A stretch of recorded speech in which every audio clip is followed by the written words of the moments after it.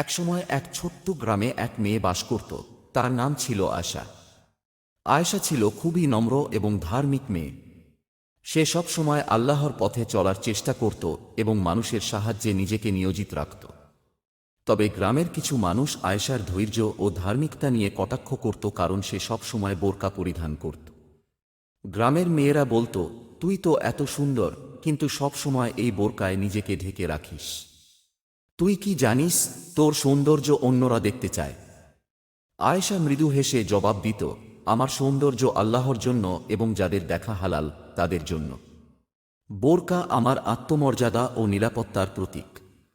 একদিন গ্রামের এক বিত্তবান মানুষ আয়েশার ওপর ক্রুদ্ধ হয়ে উঠল, কারণ আয়েশা তার অনৈতিক প্রস্তাব প্রত্যাখ্যান করেছিল।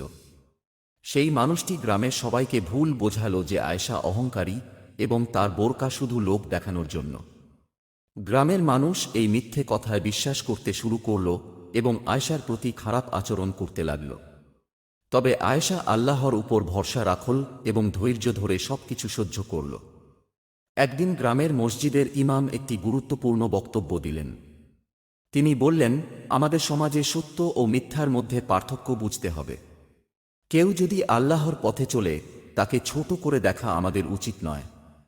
আয়েশার মতো মেয়েরা আমাদের জন্য উদাহরণ, কারণ তারা তাদের ধর্মের নির্দেশনা মেনে চলে। ইমামের কথা শুনে গ্রামের মানুষের চোখ খুলে গেল।